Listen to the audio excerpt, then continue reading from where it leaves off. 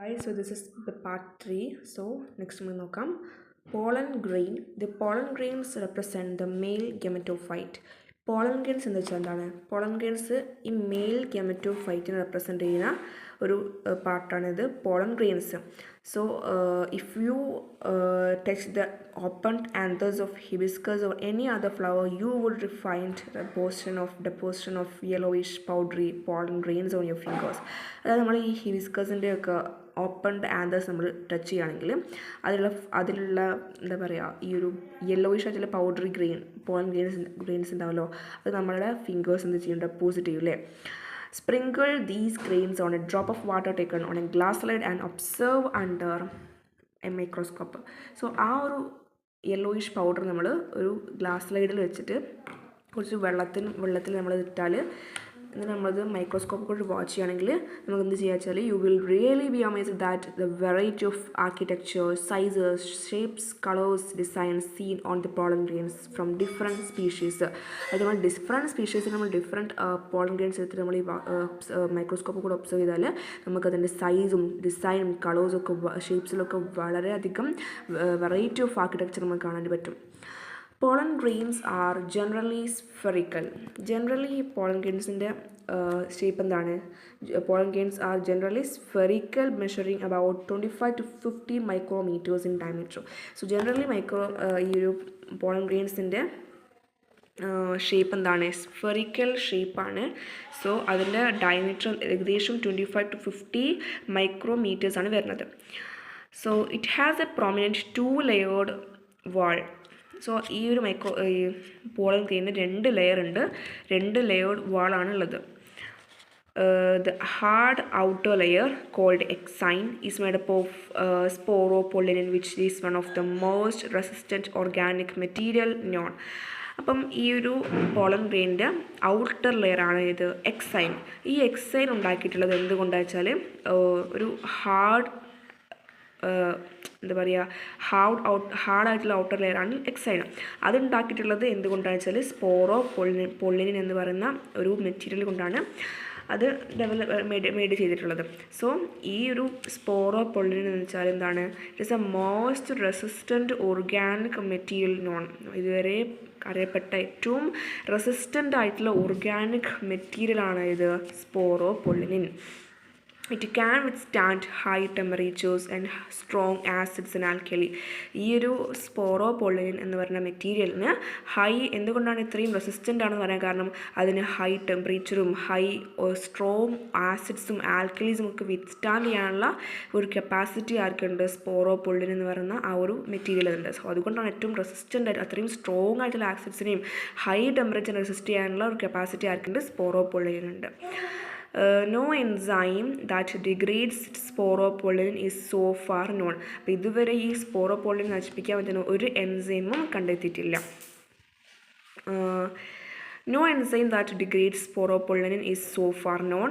Pollen grains exine has prominent apertures called germ pores where sporopollen is absent. So ഈ pollen grainsൻ്റെ ആ outer layer ഏതാണ്? എക്സൈൻ. ആ എക്സൈൻ്റെ ചില ഭാഗത്ത് നിന്ന് കുറച്ച് പോർസ് ഉണ്ട്. സോ ആ ഒരു പോഴ്സാണ് ഇത് ജേം പോഴ്സ്. അവിടെ എന്തായിരിക്കും? ഈ സ്പോറോപൊള്ളിൻ എന്തായിരിക്കും? ആബ്സെൻ്റ് ആയിരിക്കും ആ ഒരു ഭാഗത്ത് മാത്രം. Pollen grains are well preserved as fossils because of the presence of sporopollen. സ്പോറോപൊള്ളിൻ്റെ ആ ഒരു പ്രസൻസ് കൊണ്ട് എന്താണ് അത് ഫോസിൽസ് ആയിട്ട് പ്രിസർവ് ചെയ്യുന്നുണ്ട് എന്ത്? Pollen grains. സോ കുറേ കാലം ഈ പോളൻ ഗ്രെയിൻസ് ഒന്നും ആവാതെ നിൽക്കാൻ കാരണം എന്താണ്? ഈ സ്പോറോപൊള്ളിൻ്റെ പ്രസൻസ് ആണ്. So next one is the inner wall of the pollen grain is called the intine. So outer layer ഏതാണ്? എക്സൈൻ ആണ്. ഇന്നർ ലെയർ ഏതാണ്? ഇന്നർ ലെയർ ഇൻറ്റൈൻ ആണ് അല്ലേ. It is a thin. അത് ഔട്ടർ ലെയർ എങ്ങനെയാ വെച്ചാൽ എക്സൈൻ അല്ലേ, അത് ഹാർഡായിരുന്നു. ബട്ട് നമ്മുടെ ഈ ഇന്നർ വാളായിട്ടുള്ള pollen grain inner wall intine എന്താണ്? ഭയങ്കര തിന്നും അതേപോലെ തന്നെ continuous layer of made up of cellulose and pectin. Cellulose കൊണ്ടും പെക്റ്റിനെ കൊണ്ടും ഉണ്ടാക്കിയിട്ടുള്ള ഒരു കണ്ടിന്യൂസ് ലെയറാണ് ഇത് ഈ ഇൻറ്റൈൻ എന്ന് പറയുന്ന ലെയർ. സോ ഇതാണ് നമ്മുടെ ഈ പോളൻ ഗ്രെയിൻ്റെ സ്ട്രക്ചർ. സോ ഇവിടെ നമുക്ക് എന്ത് കാണാൻ പറ്റും? ഈ ഒരു ഭാഗം ഇതാണെന്ത്? എക്സൈൻ. ഇത് ഈ ഒരു ഉള്ളിലുള്ള ലെയറാണ് ഇത് ഇൻറ്റൈന്. സോ നെക്സ്റ്റ് നോക്കാം. ദി വെജിറ്റേറ്റീവ് ഈ ഒരു ഇൻഡൻ ഉണ്ടാക്കിയിട്ടുള്ളത് എന്തുകൊണ്ടാണെന്ന് വെച്ചാൽ സെല്ലുലോസും പെക്റ്റിനും കൊണ്ടുണ്ടാക്കിയിട്ടുള്ളത്. നമ്മൾ നേരത്തെ പറഞ്ഞു എക്സൈൻ ഉണ്ടാക്കിയിട്ടുള്ളത് മെറ്റീരിയലാണ് സ്പോറോപൊളിനിൻ. അതേപോലെ ഇൻഡൈൻ എന്ന ലെയർ ഉണ്ടാക്കിയിട്ടുള്ളത് സെല്ലുലോസ് കൊണ്ടും പെക്റ്റിനും കൊണ്ടുമാണ്. The cytoplasm of the pollen grain surrounded by plasma membrane. ഈ നമ്മുടെ പോളൻ ഗ്രെയിൻ്റെ സൈറ്റോപ്ലാസത്തിൻ്റെ ചുറ്റും എന്തുണ്ട്? ഒരു പ്ലാസ്മ മെംബ്രെയിൻ ഉണ്ട്. When the pollen grain is mature, it contains 2 cells. ഈ pollen grains മെച്ചുവർ ആകുമ്പം അതിൽ എത്ര സെല്ലുണ്ടാവും? 2 സെല്ലുണ്ടാവും. ഏതൊക്കെയാ cells? The vegetative cell and the generative cell. അതായത് നമ്മൾ pollen grain മെച്ചുവർ ആവുന്ന സമയത്ത് അതിലെത്ര സെല്ലുണ്ടാവും? 2 സെല്ലുണ്ടാവും. That is called first one is vegetative and the second one is generative cell. Figure 1.5b. ഈ ഒരു സംഭവം ഇതുണ്ടോ? This is the pollen grain. ഇത് മെച്ചുറായിട്ടുള്ള ഫിഗറാണിത്. സോ ഇവിടെ ഈ 2 സെല്ലുണ്ട്. ഒന്ന് വെജിറ്റേറ്റീവ് സെല്ലും രണ്ടാമത്തേത് ജനറേറ്റീവ് സെല്ലും. The vegetative cell is bigger. ഇവിടെ നോക്കിയാൽ മനസ്സിലാവും ഇതിൽ ഏറ്റവും വലുതാണ്. ഇതിൽ ബിഗർ വൺ ഇതാണ് vegetative സെല്ലാണ്. The vegetative cell is bigger, has abundant food reserve and a large irregularly shaped nucleus. So ഈ ഒരു വെജിറ്റേറ്റീവ് സെല്ലിൽ ഭയങ്കര എന്തുണ്ട്? സൈറ്റോപ്ലാസം. ഏറ്റവും കൂടുതൽ സൈറ്റോപ്ലാസം ആർക്കുള്ളത്? വെജിറ്റേറ്റീവ് സെല്ലിലാണ്. അതുപോലെ തന്നെ എന്തുകൊണ്ടാണ് ഇത്രയും വലുതാൻ കാരണം? ഇവിടെയാണ് എന്തുണ്ടാവുക? ഫുഡൊക്കെ റിസർവ് ചെയ്തിരിക്കുക. സോ അബണ്ടൻ്റ് ആയിട്ടുള്ള ഫുഡ് റിസർവ് ഉണ്ട്. അതേപോലെ തന്നെ ഒരു ഇറഗുലർ ഷേപ്പുള്ള ന്യൂക്ലിയസും കൂടി ഉണ്ട്. It has abundant food reserve and a large regularly shaped nucleus. The food reserve, the generative cell is small and floats in the cytoplasm of the vegetative cell. So ഈ സെല്ലാണ് ഇത് ജനറേറ്റീവ് സെൽ. ഈ generative cell എങ്ങനെയാണ്? Vegetative സെല്ലിൻ്റെ സൈറ്റോപ്ലാസത്തിൽ എന്ത് ചെയ്യുക? Float ചെയ്യുകയാണ് ചെയ്യുന്നത് അല്ലേ? സോ അതിൻ്റെ ഷേപ്പ് എന്താണ്? ഒരു സ്പിൻഡിൽ. ഈ ഒരു ഷേപ്പിന് എന്ത് പറയുക? ഈ ഷേപ്പിന് എന്ത് പറയുക?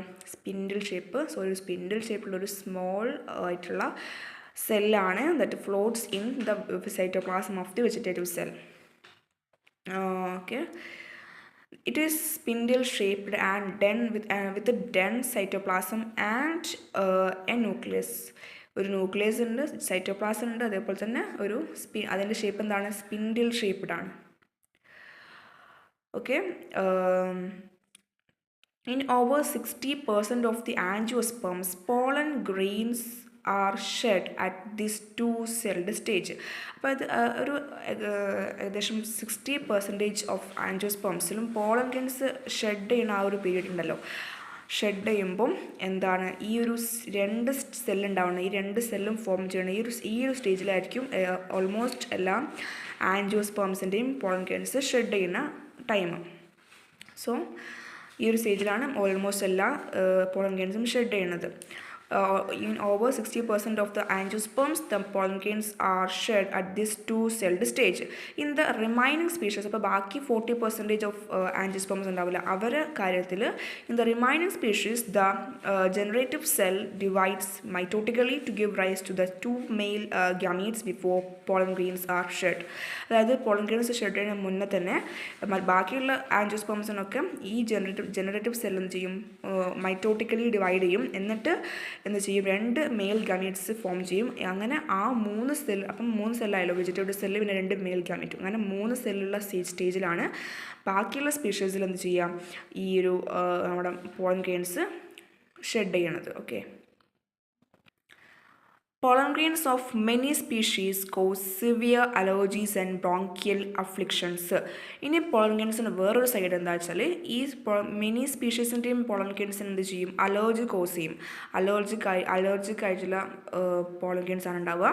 അത് നമ്മൾ ചില പൂമ്പൊടിയൊക്കെ ഉണ്ടാവില്ല, അതൊക്കെ എന്തായിരിക്കും? അലർജിക് ആയിരിക്കും. And bronchial afflictions in some people often lead to chronic respiratory disorders, asthma, bronchitis, etc. So asthma, bronchitis പോലത്തെ ക്രോണിക് ഡിസോർഡേഴ്സിനെ ലീഡ് ചെയ്യുന്ന അത്രയും എന്താ പറയുക സിവിയർ ആയിട്ടുള്ള കണ്ടീഷൻസിലേക്ക് ലീഡ് ചെയ്യുന്ന അലർജീസും അതേപോലെ തന്നെ ബ്രോങ്കിയൽ അഫ്ലിക്ഷൻസും കോസ് ചെയ്യാൻ കാരണമായിട്ടുള്ള ചില പോളൻ ഗ്രെയിൻസും ഉണ്ട്. So it may be mentioned that Parthenium or carrot grass that came into India as a contaminant with imported wheat. അത് ഈ വീറ്റ് ഇമ്പോർട്ട് ചെയ്യുന്ന സമയത്ത് ഒരു കണ്ടാമിനൻ്റ് ആയിട്ട് വന്നിട്ടുള്ളതാണ് ഇത് ക്യാരറ്റ് ഗ്രാസും അതേപോലെ തന്നെ പാർത്തീനിയം.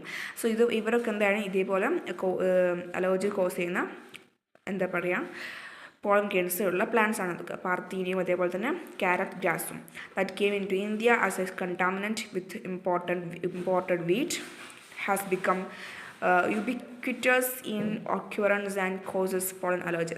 അതായത് ഈ പ്ലാന്റ്സ് ഒക്കെ എന്താണ് പോളൻ അലർജി ഒക്കർ ചെയ്യാൻ കാരണമായിട്ടുണ്ട്.